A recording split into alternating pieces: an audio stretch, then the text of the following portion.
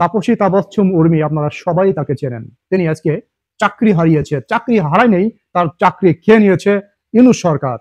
তিনি একজন বিসিএস কর্মকর্তা, হ্যাঁ, বিসিএস ফার্স্ট ক্লাস অফিসার। সেই ফার্স্ট ক্লাস অফিসারের চাকরি খেয়ে নিল ইউনূস সরকার। আর আপনারা জানেন যে আবু সাঈদ হত্যাকাণ্ডের শিকার হয়েছিল, হত্যাকাণ্ড, আমরা বলি হত্যাকাণ্ডের শিকার হয়েছিল, আবু সাঈদ হত্যাকাণ্ডের শিকার হয়েছিল।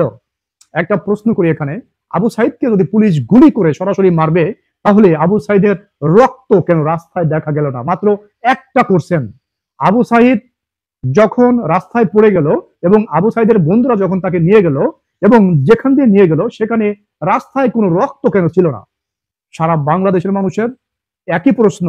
যারা তর্কের বিপক্ষে থেকে, অর্থাৎ তর্কের ঊর্ধ্বে গিয়ে যারা লজিক্যালি চিন্তা করবে যে আবু সাঈদকে যদি পুলিশ গুলি করে থাকে, তাহলে একটা মানুষকে যদি পুলিশ গুলি করে, অথবা 20 হাত দূর থেকে যদি পুলিশ গুলি করে, হ্যাঁ, তাকে ওইখানে মানে তার শরীরের যত রক্ত আছে মিনিমাম 80% রক্ত 5 মিনিটের ভিতরে সব পড়ে যাবে। 80% রক্ত তার 5 মিনিটের মধ্যে 80% রক্ত সব ওখানে রাস্তা বেসে যাবে। কিন্তু আমরা দেখলাম না কোনো রক্তপাত হতে।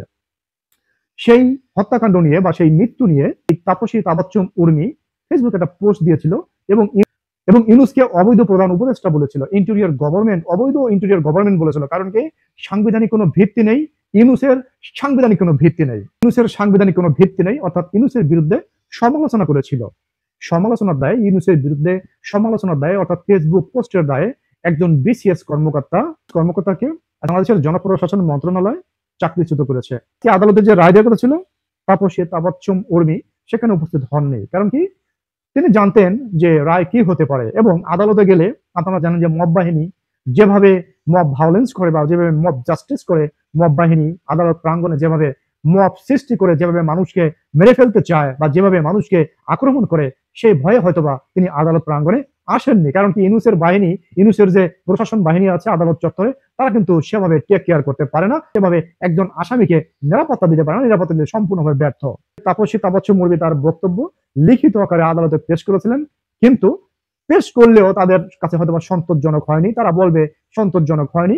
এই সন্তোষজনক না হওয়ার কারণে তাপসী তাবচ্ছম উর্মির চাকরি খেয়ে নিল বাংলাদেশের বর্তমান সরকার। আচ্ছা প্রিয় বন্ধুরা, একটা কথা বলুন তো, এই তাপসী তাবচ্ছম উর্মির বিসিএস কমপ্লিট করতে কতটা স্ট্রাগল করতে হয়েছে,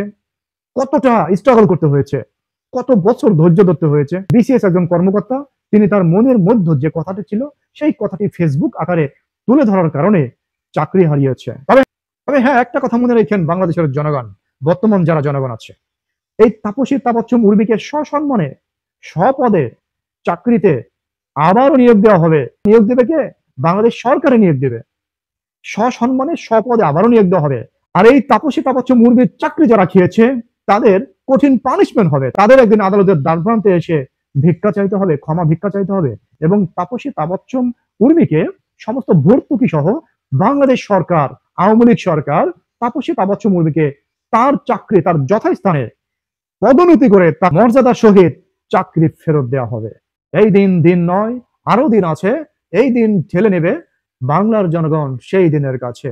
জয় বাংলার আদর্শের লোকের নীতি ইউনূস, সুৎখোর মহাজন একটু হলেও বুঝতে পেরেছে। আমার জাতির জনক বঙ্গবন্ধু বাংলার কারিগর, জাতির জনক বঙ্গবন্ধু বাংলার কারিগর। বাংলাদেশটা হইল স্বাধীন নৌকা দিয়া ভরসুন রে, বাংলাদেশটা হইল স্বাধীন